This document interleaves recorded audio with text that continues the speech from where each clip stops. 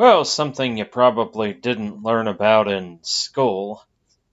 A large portion of early vehicles were electric.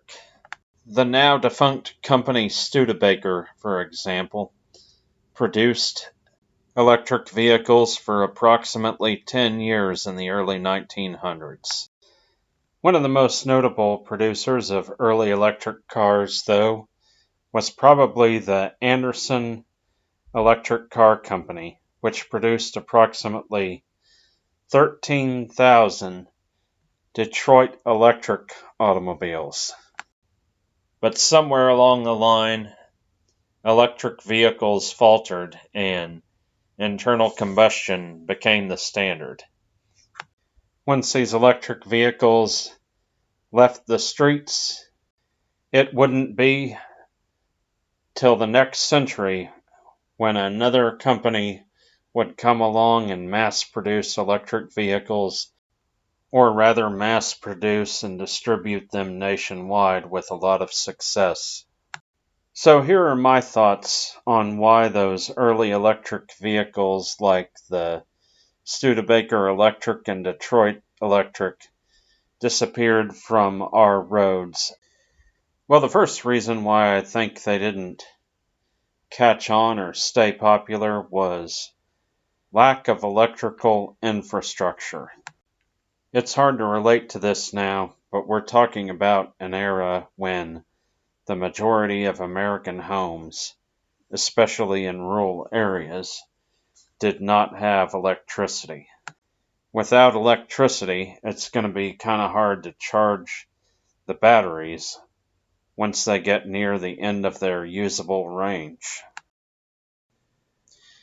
The second major reason why these vehicles failed was speed and performance.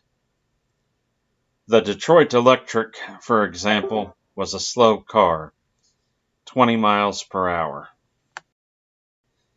The gasoline engine manufacturers were just better at creating engines that were faster, more powerful, that could outperform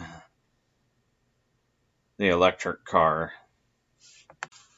Also, oil and gas was plentiful in those days. I mean, hey, you had thousands of people drilling for it in Oklahoma every day. Another major issue with these electric vehicles is they were expensive. The automobile, cars in general, were an expensive luxury item in the early days until Henry Ford developed the Model T. And Henry Ford, say what you want about how Ford has done lately, the founder was actually very visionary and very effective at executing his vision of creating an affordable car for the masses. Now, I've read the Model T was designed to run on both ethanol and gasoline, so that way farmers could make their own fuel from ethanol if they had to. That's the type of consumer-oriented and consumer-minded business owner that Ford was back then.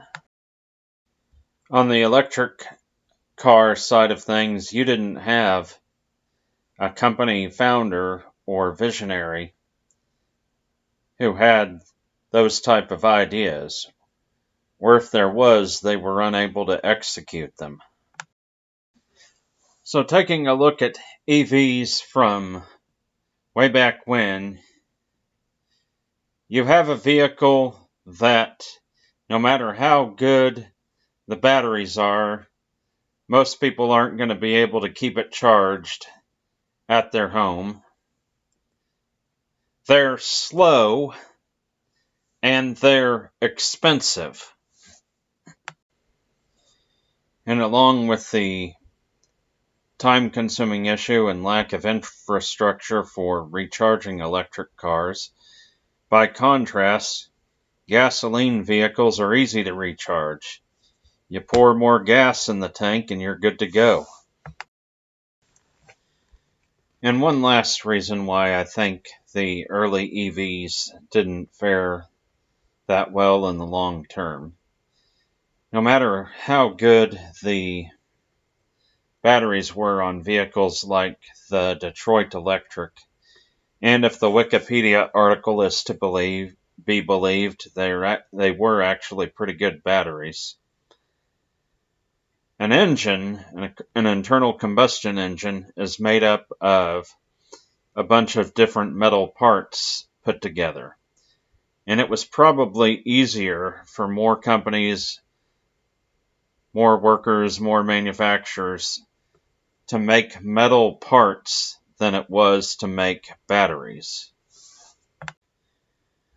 Yeah, America did a lot of its own manufacturing back then, and in the early 1900s, we weren't that far removed from the days when every town had a blacksmith.